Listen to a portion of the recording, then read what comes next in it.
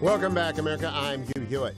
Danielle Pletka, a.k.a. Danny Pletka, is a senior fellow at the American Enterprise Institute. She is also the co-host with my former colleague at the Washington Post, where he continues to do great work, Mark Thiessen, of a fabulous podcast called What the Hell is Going On? It's mostly about national security.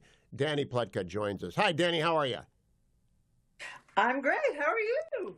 I'm terrific. Danny, I want to give you some open runway just to comment on President Trump's inaugural address first couple of days. But first, I'm going to spend a lot of time talking today about the executive order getting rid of affirmative action, root and branch. I mean, back to 1965 and forward, and it applies to the military as well. What do you think about it?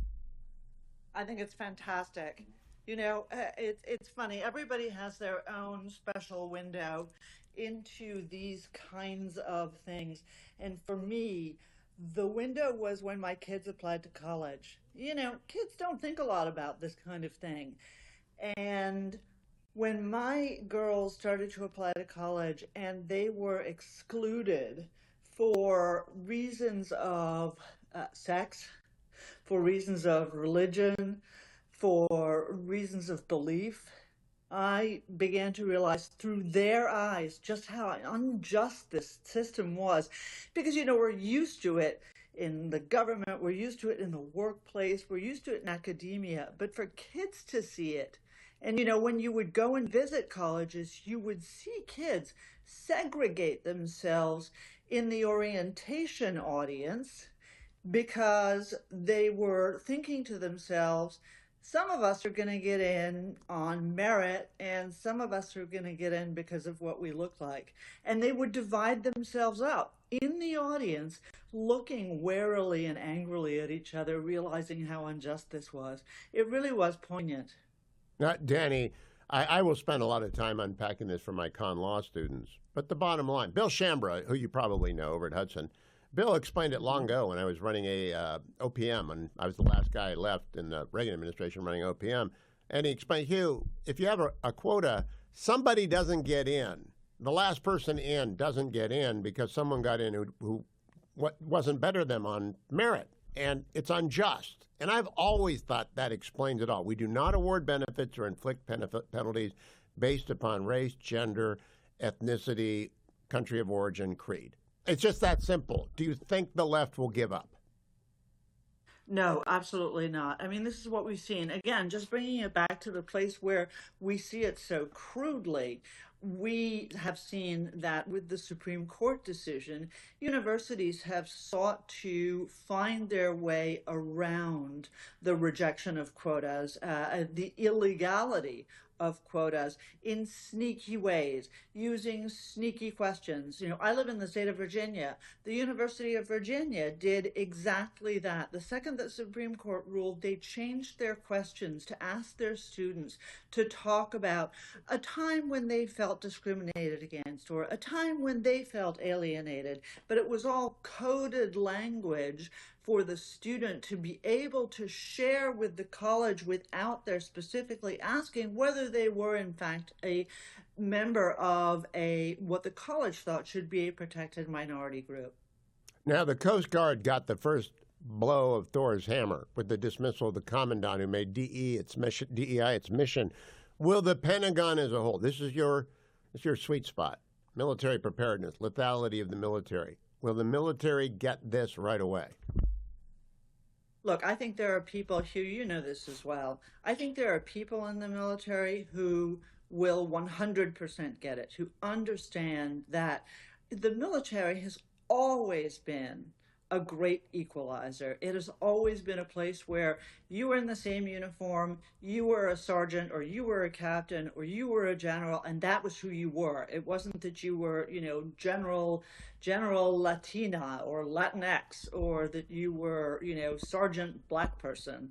It was that you got to your rank by a series of tests and a series of performances that got you there. Now, I think that the mentality has changed, and I think there will be people who continue to embrace the idea that people should get somewhere inside the military because of how they look or because of their sexual orientation. But, you know, if there's anywhere that's going to fix this fastest, I hope it will be in the military. Last question. I don't know who wrote this, EO. It's very elaborate. It's extraordinarily well crafted, and it was done by at least a couple of lawyers. Anyone at AEI involved in this? Because I want to give roses petals to everyone who wrote anything to do with this because it took a lot of guts and it took a lot of knowledge and time to write this. It's funny that you say that because I was also impressed. For me, what I did was I contrasted the beginning of the first Trump administration, which was really something of a circus, to now and let's use a military term again, the readiness of the Trump team coming in. All of this stuff was drafted. I don't know if anybody at AEI was helpful to them, but I certainly hope they were. Quick question on birthright citizenship. I think Trump is doing a favor to everyone who was born of parents in the country illegally but is an American citizen. Because this case has never been asked and answered by the Supreme Court, I think they're going to answer it pretty quick that, oh, that's pretty close to Wong Kim Ark in 1898. Yeah, they're citizens. What do you think, Danny? I think this is a really tough question because I agree with you. I think that the Constitution is pretty clear on the question, but A, there are a lot of people in limbo, and B, it's funny, I was talking to someone who works with me occasionally in my house about this, and she was so angry that people from Bolivia were coming into the country, they were having babies, they were getting on welfare, and then they were going back to Bolivia and having a relative put the welfare money or the child support money in a bank account and then living in a foreign country. There's a lot of anger about exploitation of that system. So I think clarity is going to be hugely important. And then if we need to make changes, we can try to do it legally. Yeah, but I do, again, what is the motive of the president? He's being portrayed as a racist. I just actually think he wants closure on a question that's been open since 1898. What do you think? I really don't think it's racism. And you know something, Donald Trump has many faults. You and I have talked about them. We've all talked about them. He's a human being just like we are.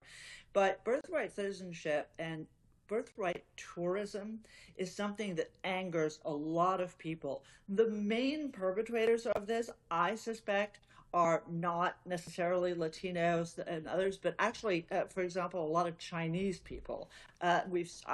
In my experience, just having looked at this issue, I've seen that a lot of Chinese are doing it. They use Guam and other states as well. So I don't think this has anything to do with race. I think this has to do with exploitation of the American taxpayer, and that deserves an answer. Now, what's interesting is just because you're a citizen doesn't mean you need benefits. And so there's a way for Congress to react to birthright, citizenship, tourism. It's a real thing. It's a real thing. But there are millions of people who need closure on this. I think the court will get to it early. Danny Pletka, I look forward to the next edition of What the Hell is Going On? Best titled podcast in America with Mark Thiessen. Thank you, Danny.